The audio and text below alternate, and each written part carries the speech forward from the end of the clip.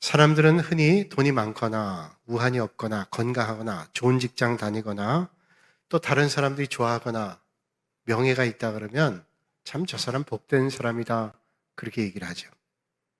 그런데 오늘 주님은 그런 세상 사람들의 통념과는 전혀 다른 개념의 복을 말씀해 주고 있습니다.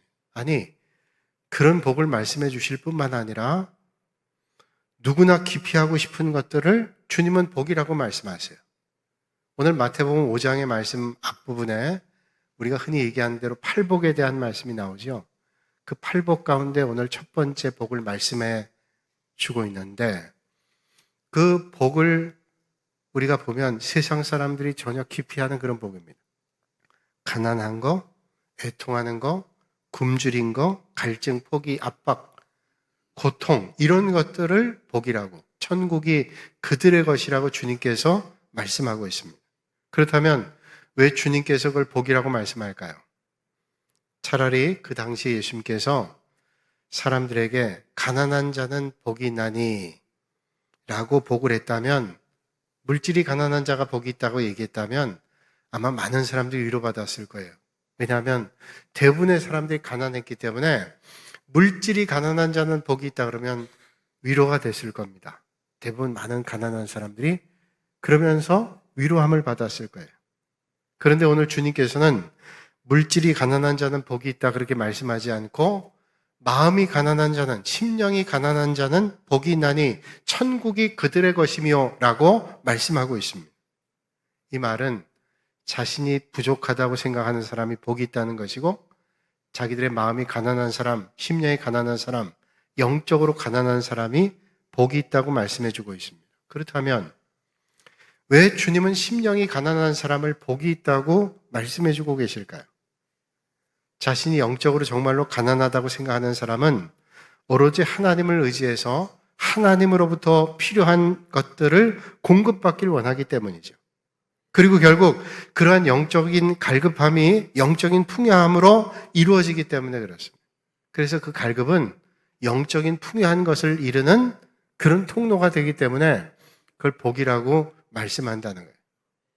오늘 이 아침에 하나님 앞에 나와 예배드리지만 여러분들 교회에서 하나님 앞에 예배드리면서 은혜를 받죠. 그런데 또 한편 생각해 보면 교회 와서 예배드린 것보다 어떤 때는 기도원 가서 예배드리고 찬양하면서 은혜를 더 많이 받을 때가 있습니다. 곰곰이 생각해 봐요. 왜 예배 교회에서 드릴 때보다 똑같은 예배인데 기도원 가서 예배드릴 때 더 은혜를 받을 가능성이 높을까? 간절함 때문이죠. 우리가 기도원 가서 하나님 앞에 예배드릴 때 간절한 마음, 갈급한 마음 가지고 하나님 앞에 가서 예배드리기 때문에 그 갈급한 마음, 간절한 마음, 영적으로 가난한 마음이죠. 그래서 뭔가 필요를 채우기 위한 그 간절한 마음이 하나님의 은혜를 받게 한다는 거지. 그래서 오늘 주님은 본문 말씀에서 가난한 마음을 강조하고 있습니다. 고린도후서 12장 7절 이하에 사도 바울은 하나님 앞에 늘 이런 기도 제목을 했죠. 여러 계시를 받은 것이 지극히 크므로 너무 자만하지 않게 하시려고 내 육체의 가시 곧 사탄의 사자를 주셨으니 이는 나를 쳐서 너무 자만하지 않게 하려 하심이라. 이것이 내게서 떠나기 위하여 내가 3번 주께 간구하였다. 바울의 말대로는 그가 하나님이 주시는 은사가 너무 많았기 때문에 그것 때문에 교만해지지 않도록 하나님께서 자기에게 가시를 줬대요. 그 가시가 너무 힘들어서 하나님 앞에 3번 기도했답니다. 그 3번 기도했단 말은 딱 산술적으로 3번, 1번, 2번, 3번 이런 기도가 아니라 하나님 앞에 무수히 기도했다는 거예요. 제발 좀 이 육신의 가신이 사라지면 내가 복음을 더 힘있게 전할 텐데 그런 간절한 마음으로 하나님 앞에 기도했다는 거예요. 그렇게 구했을 때 주님이 바울에게 응답해 주시죠. 내 은혜가 내게 족하도다. 내 능력이 약한 데서 온전하여짐이라. 그러면서 말씀하죠. 이는 그리스도의 능력이 내게 머물게 하려 하심이라. 이렇게 말씀하고 있습니다. 무슨 말일까요? 내 은혜가 너에게 충분하다. 그렇게 말씀하시면서 그것 때문에 더 하나님을 간절하게 바라보는 것을 하나님께서 주시는 복이라고 말씀하세요. 그러면서 내 은혜가 내게 족하다, 충분하다 이렇게 말씀하시는 거예요. 그렇다면 여러분, 왜 부족한 게 은혜가 될까요? 세상에서는 넉넉하고 풍요하고 여유 있는 게 은혜라고 얘기하는데 왜 주님은 가난한 게 부족한 게 은혜라고 말씀하고 있습니까? 우리가 부족할 때 간절함이 있고요, 사람이 겸손해지게 됩니다.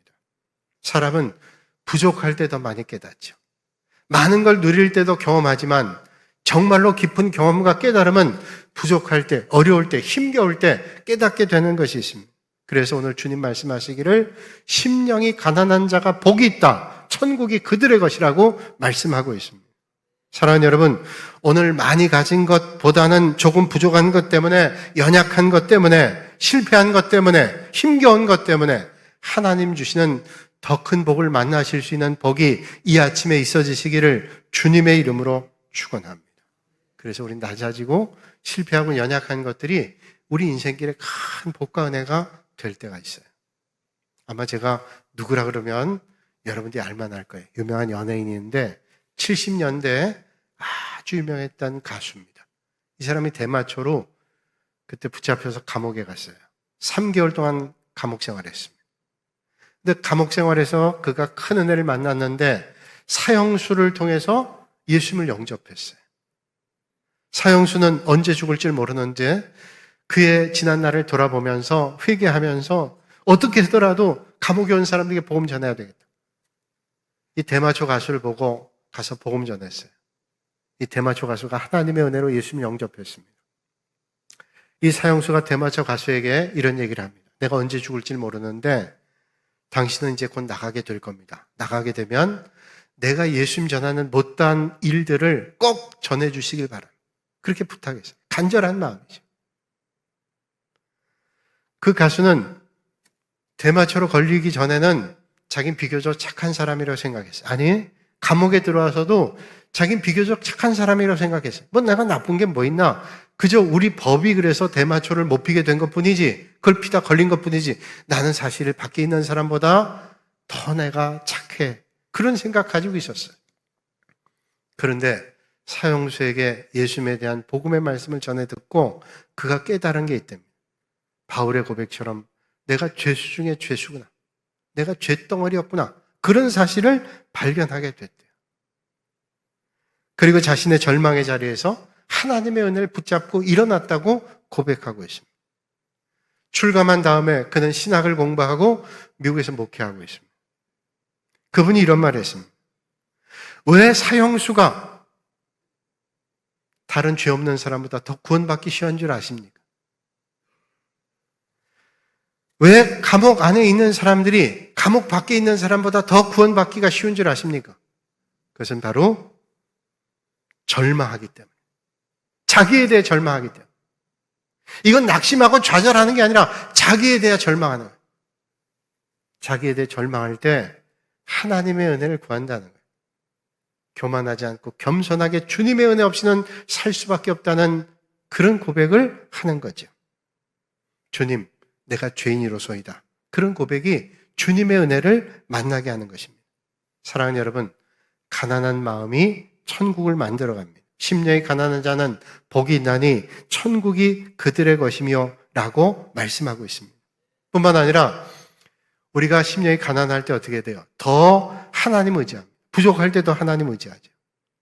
사도 바울이 소아시아 지역에서 복음 전할 때 환난을 당하면서 이런 고백을 하죠. 고린도후서 1장 8절에 9절에 말씀합니다. 형제들아, 우리가 아시아에서 당한 환난을 너희가 알지 못하기를 원치 아니하노니 힘에 지나도록 심한 고생을 받아 살 소망까지 끊어지고 우리 마음의 사형 선고를 받은 줄 알았으니 이는 우리로 자기를 의뢰하지 말고 오직 죽은 자를 다시 살리시는 하나님만 의뢰하게 하심이라.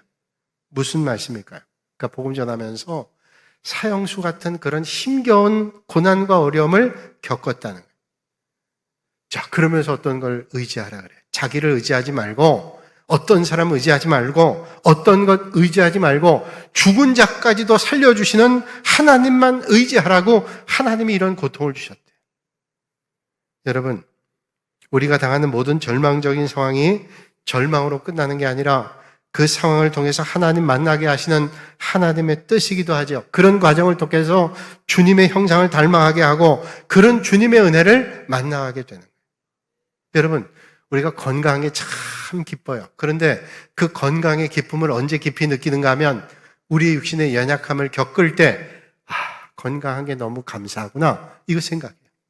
우리 목회자들은 신방을 많이 하죠. 환자들 신방하면 우리도 느끼는 게 있어요. 건강이라는 게 참 감사하구나. 연약한 육신을 가지고 있을 때 생각해 봅니다. 건강이 얼마나 감사한지. 제가 요즘은 통풍을 앓은 지 오래돼서 기억이 희미한데 제가 옛날에 통풍을 앓을 때요. 그때 제가 텔레비전 보면서 깨달은 게 있어요. 텔레비전에 어떤 도둑놈이 도둑질하고 뛰는데 경찰이 쫓아가요. 근데 도둑놈이 뛰는데 제가 그걸 보고 부럽더라고요. 저 도둑놈도 저렇게 잘 뛰는데 나는 걷기도 힘들다. 그때 하는 거예요. 언젠가 이석 때문에요. 제가 아주 고생할 때가 있었어요. 아침에 일어났는데 몸을 가누질 못하겠어요. 뭐 한쪽으로 기울어요. 큰일 났구나. 이거 뇌에 무슨 문제가 생긴 게 아닌가. 그 아침에 일찍 그날 결혼식 주례도 있고 그래가지고 토요일 아침 일찍 병원 갔어요. 갔더니 의사분이 얘기하기를 이거는 검사를 해봐야 되는데 월요일 날 검사하십시다. 아니 내가 당장 토요일 날 주례를 해야 돼서 급한데 그래서 어떻게 할까 하다 저도 신방 가서 이제 여러 환자들 보니까 생각이 있어요. 그러면 이게 이석일지도 모르니까 이비인후과 갔어요. 이비인후과 가서 몇 개 검사를 했더니 이석이 약 2번 먹고 깨끗이 났어요. 그리고 제가 생각해요. 이석은 여기 귀에 돌이 있대요. 의사분 얘기하기를 그게 빠졌을 때 어지럽답니다. 툭 치면 들어갈 수 있대요. 가끔 안 되면 치래요.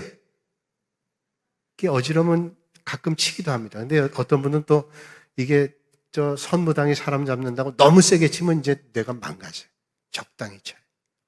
육신의 질고를 겪을 때 그 고통이 얼마나 큰지 바꿔 얘기하면 건강할 때가 얼마나 감사한지를 깨닫게 되는 거죠.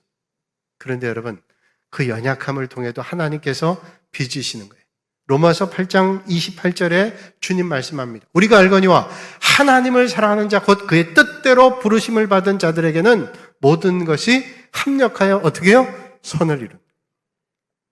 하나님의 뜻대로 부름받은 믿음의 사람들은 우리의 연약함, 부족함 가지고도 하나님께서 합력해서 선을 이룬대요. 그렇다면 우리의 연약함, 부족함, 실패가 하나님의 뜻 안에서 볼 때는 너무도 감사한 일일 수 있다는 거죠. 여러분 그렇다면 오늘 우리가 하나님의 뜻 안에 하나님 베풀으신 은혜를 발견해서 감사하는 입술과 그런 삶이 되시기를 바랍니다. 성경 주석학자인 메투엘리, 우리 목회하는 사람들이 많이 알죠. 메투엘리 주석 우리가 보는데 메투엘리가 이런 말을 했습니다. 한 번은 길을 가다가 도둑을 만났어요. 다 뺏겼습니다. 그가 도둑을 만나고 하나님 앞에 이렇게 감사했다 그러죠. 내가 생명 잃지 않고 물건만 뺏겨서 감사하다. 그리고 또 감사한 것은 그동안 내가 도둑질 당하지 않고 오늘 처음 당하는 것 생각하니 또 감사하다. 근데 결정적으로 감사하는 건 뭐냐? 내가 도둑만 맞았지 도둑이 아닌 게 감사하다. 생각해보면 얼마나 감사해. 내가 남의 것 빼앗는 도둑이 아니라 내가 도둑질만 당한 게 얼마나 감사한지. 감사는 어떻게 해요? 하나님을 절대적으로 신뢰할 때 감사가 일어나요. 왜? 하나님은 나의 목자가 되신. 여러분, 하나님께서 내 목자가 되실 때 감사하는 겁니다. 시편 23편에 주님 말씀하죠. 여호와를 자신의 목자로 주인으로 하나님으로 삼는 사람은 부족함이 없다. 그래서 시편의 기자가 고백합니다. 여호와는 나의 목자시니 내게 부족함이 없으리로다. 사랑하는 여러분, 하나님을 목자 삼아 여러분의 삶에 부족함이 없는 그런 삶이 되시기를 주님의 이름으로 축원합니다. 세상에는 마음의 상처를 가지고 사는 사람이 얼마나 많은지 몰라요. 겉으로 볼 땐 모르지만 그 상처가 어떤 때는 나와서 다른 사람에게 상처를 주기도 하고 자기의 마음의 상처를 더 깊게 하기도 해요. 마음아, 넌 누구니? 라는 책을 쓴 분이 계세요. 마음아, 넌 누구니? 더 공감 마음학교의 대표이신 박상미 선생이라는 분인데 그분이 마음아, 넌 누구니? 하는 책 제목처럼 자기 마음이 너무 힘들었던 그런 경험을 했던 사람. 이분은 1970년대에 우리나라가 국가적으로 산하 제한을 할 때 한 가정에 3번째 아이로 태어났어요. 옛날에 우리 기억하죠? 둘만 낳아 잘 키우자. 둘도 많다. 뭐 이럴 때인데 3번째니까 뭐 낳을 때부터 별로 환영 못 받은 거예요. 어머니가 이 박상미 선생이 뱃속에 있을 때 6개월 동안 모르다가 병원에서 알게 됐어요. 이 아이를 떼려고 병원 갔는데 그날따라 의사가 없더랍니다. 아니 산부인과에 의사가 없으니 결국은 수술 못하고 어디 또 갈 생각 못하고 왔다가 몇 군데를 또 갔는데 의사가 다 공교롭게 없어. 그러다가 시간 놓쳐서 자기가 태어났대요. 근데 뱃속에서부터 그 트라우마가 있었는지 자기의 삶이 늘 우울했답니다. 늘 우울하고 자존감도 떨어지고 그러다가 24살 때는 자기가 우울증 때문에 자살을 시도했대요. 그러다가 그런 어려움을 겪다가 주님을 만났습니다. 그 주님을 만난 다음에 그 깨달은 게 있는데 내가 이런 인생을 살게 된 삶의 여정에도 하나님의 계획이 있다라고 하는 사실을 발견했어요. 내가 이렇게 환영받지 못하고 태어났지만 거기에 하나님의 뜻이 있다. 그리고 사람의 마음을 읽어보는 심리학을 공부했어요. 열심히 해서 장학금 받고 독일에 유학 갔습니다. 독일에 유학 가서 보니까 미혼모들이 얼마나 많은지 고통받고 있는 사람이 얼마나 많은지 그 마음을 공부하게 됐어요. 그가 그의 책에서 이런 말합니다. 어떤 과거든 일어난 과거는 바꿀 수 있는 영역이 아닙니다. 단지 해석할 영역입니다. 그렇죠. 과거는 바꿀 수 없어요. 그러나 우리는 얼마든지 해석할 수 있어요. 어떻게 해석하느냐에 따라 보약이 될 수도 있고 독약이 될 수도 있습니다. 과거는 사실보다 더 중요한 것이 어떤 관점으로 해석하는 게 하는 게 중요하다. 이거 아주 신앙적인 고백이죠. 우리 과거 어떤 데는 상처도 있고 괴로움도 있어요. 과거는 바꿀 수 없어요. 그러나 어떻게 해석하느냐는 가능해요. 그래서 이 사람은 해석하는 방법을 발견했어요. 새가 높이 올라가서 아래를 바라보는 걸 조망한다 그러죠. 높이 가서 자기 인생을 하나님의 눈으로 조망하기 시작해요. 하나님의 섭리로 조망하기 시작했어요. 과거의 시각에 초점을 맞추지 않고 높이 올라가서 현재의 시각으로 하나님의 눈으로 조망을 해보니까 그의 인생의 고통이 또 다른 사람의 인생의 고통을 감싸줄 수 있는 그런 삶이라는 것을 발견하게 되죠. 주님 말씀합니다. 다만 이뿐 아니라 우리가 환난 중에 즐거워하나니 이는 환난은 인내를, 인내는 연단을, 연단은 소망을 이루는 줄 알미로다. 환난 중에 왜 즐거워해요? 환난 중에 즐거워할 수 있는 것은 환난이 우리를 인내를 줘요. 인내는 뭐예요? 연단은 결국 소망을 줘요. 그러니까 환난은 우리에게 또 다른 소망을 주시는 하나님의 은혜. 여러분 오늘 환난과 연단 가운데 있다 할지라도 하나님께서 주시는 소망을 믿음의 눈으로 조망하시는 여러분들이 되시기를 주님의 이름으로 축복합니다. 저는 음악가 가운데 토스카니니 얘기를 자주 하죠.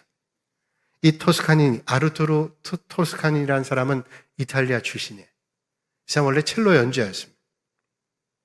근데 이 사람이 아주 근시라 가까이 있는 글도 잘 안 보이는 거예요. 그래서 어떻게 연주를 해야 되냐면 악보를 보고 연주를 해야 되는데 악보가 보이지 않는 겁니다. 그래서 연주자의 길을 가기 위해서는 외우는 것밖에 없어요. 악보를 다 외웁니다. 악보를 다 그 대곡 같은 걸 외우고 한다는 건 정말로 쉽지 않죠. 네, 다 외워서 연주했어요. 근데 그가 속한 연주단의 교향악단에 아이다라고 하는 연주를 하게 됐는데 연주하는 날 당일날 그 지휘자가 사고로 참석을 못하게 된 거예요. 이 연주를 하려면 그 곡에 아주 익숙한 사람이 해야 되는데 악보를 다 숙지하고 알고 있는 사람이 없어요. 딱 한 사람, 토스카니니. 이 사람이 연주하게 돼요. 지휘하게 되죠. 그때 나이가 19살 때였습니다. 그에게 근시로 보이지 않는 게 뭐예요? 단점입니다. 연주자가 볼 수 없다는 건 아주 치명적인 단점이에요. 그런데 그 극심한 근시가 그에겐 축복이었어요. 여러분, 때로는 우리가 부족한 게 하나님의 은혜. 부족한 때문에 하나님 앞에 갈급하게 부르짖어요. 하나님의 은혜를 만나죠. 전 새벽 기도하면서 가끔 그런 생각해봐요. 가끔 어떤 생각이 드냐면 우리가 새벽에 잠을 깨워서 이렇게 나와서 기도하는 것은 꾸준히 기도하는 분도 계시지만 어떤 때는 너무 갈급한 문제 때문에 해결해야 될 문제 때문에 하나님 앞에 나와 기도해요. 그러다가 주님의 은혜를 만나요. 그때 제 생각해봐요. 아, 그래. 그런 갈급함이 주님 앞에 갈 수 있는 은혜구나. 그 간절함이 하나님 앞에 나갈 수 있는 은혜구나. 오늘 이 아침에 여러분 간절함이 있다면, 갈급함이 있다면, 해결해야 될 문제가 있다면 다른 것 찾지 않고 주님을 찾으시는 여러분들이 되시기를 주님의 이름으로 축복합니다. 세상적 관점으로 보면 부족함, 연약함, 실패는 저주라고 할 수 있지만 영적인 관점, 하나님의 관점으로 조망해 보면 하나님의 섭리하신 가운데 계획하시는 하나님의 역사예요. 요한복음 2장 1절 이하에 보면 가나의 혼인잔치에서 예수님께서 물을 가지고 포도주를 바꾸시는 이적의 사건 나옵니다. 예수님께서 처음으로 베푸신 이적 사건이에요. 성경 말씀 보니까 거기 예수님께서 가시고 예수님 어머니도 가시고 제자 몇 사람도 갔습니다. 잔치가 무르익을 때 즐거운 잔치집에 전혀 예상하지 못한 일이 일어납니다. 성경은 그 예상하지 못한 일을 이렇게 말씀하고 있습니다. 포도주가 떨어진지라 예수의 어머니가 예수에게 이르되 저들에게 포도주가 없다 하니. 결혼 잔치집에 포도주가 떨어졌대요. 그럼 생각할 거예요. 아니 뭐 포도주도 떨어지고 음식도 떨어지지. 그런데 여러분 포도주는 유대 결혼식에 얼마나 중요한 일인지 몰라요. 거긴 물이 석회질이 많기 때문에 포도주를 주로 음료처럼 연하게 먹습니다. 그런데 결혼잔치에 포도주가 떨어졌다. 아주 중요한 문제가 생긴 거예요. 하객들에게 얼마나 비난다. 사람들은 얘기할 겁니다. 아니 이 집 결혼식은 뭐 이렇게 엉망으로 해. 축의금만 받고 대접은 형편없이 안 해. 얼마나 망신스러워요. 얼마나 부끄러운 일이에요. 저도 얼마 전에 저희 큰 딸아이 결혼했잖아요. 결혼식 그냥 예식장에서 아마 뭐 결혼식장 그 식당이 있으니까 오시는 대로 대접하면 될 텐데 교회에서 하면서 제일 고민했던 거, 기도했던 게 얼마나 오실 건지, 혹시 오셔서 소홀히 대접받거나 그러면 참 죄송한데 그런 마음 가지고 얼마나 준비해야 될까 생각해요. 너무 많이 준비하면 음식이 남아버리게 될 거고 또 너무 적게 하면 망신당할 거고 죄송할 거고. 그 가나의 혼인잔치 보통 유대잔치는 일주일 동안 하는데 결혼잔치에 포도주가 떨어져 낭패. 사람들은 소리 지를 거예요. 그 신랑을 주관하는 연회장부터 해서 혼주, 신랑, 신부 얼마나 당황했을 거예요. 여러분, 우리 인생에 정말로 떨어져선 안 될 것들이 바닥날 때 있어요. 이것만은 정말로 없어서는 안 된다 할 때 그런 어려움을 만날 때 있습니다. 살다 보면 결혼잔치에 포도주가 바닥이 난 것처럼 바닥이 나서 안 될 것들이 바닥날 때 있습니다. 물질이 바닥날 때 있습니다. 건강이 바닥날 때 있습니다. 사랑과의 관계가 바닥날 때 있습니다. 삶의 자리가 바닥날 때도 있습니다. 그러나 사랑하는 여러분, 그 바닥이 날 때 전능하신 하나님을 바라보실 수 있는 여러분들이 되시기를 주님의 이름으로 축원합니다. 그 바닥나는 간절한 순간 하나님을 볼 수 있다면 그 자리가 하나님의 은혜를 만나는 축복의 자리예요. 베드로가 밤새도록 그물을 내렸지만 잡지 못했어요. 그때 주님께서 오셔서 그물이 찢어질 정도로 풍성케 하셨어요. 사르밧 과부가 먹을 것이 바닥났을 때 하나님께서 엘리야 선지자를 통해서 먹을 것을 풍성하게 공급해 주셨습니다. 여러분, 우리 아침에 간절함, 갈급함, 부족함, 연약함, 실패가 하나님의 은혜를 만나는 축복의 자리가 되실 수 있길 바랍니다. 사랑하는 여러분, 진짜 복은 뭘까요? 우리가 이 땅에 살면서 가짜 복에 우리의 마음 뺏기지 않고 진짜 복을 바라며 살아야 되는데 비가 옥수같이 쏟아져도 잘못 놓인 그릇에는 물이 담길 수 없고 가랑비가 내려도 제대로 놓인 그릇에는 물이 고입니다. 하나님을 바라보며 내 마음을 향할 때 은혜를 담아낼 수 있습니다. 오늘 주님은 우리에게 말씀하고 계시죠. 심령이 가난한 자는 복이 있나니. 심령이 가난한 자가 복이 있답니다. 왜요? 천국이 그들의 것임이기 때문에. 가난한 마음으로 하나님의 풍부함을 가득 채워서 천국을 소유하시는 여러분들이 되시기를 주님의 이름으로 축원합니다.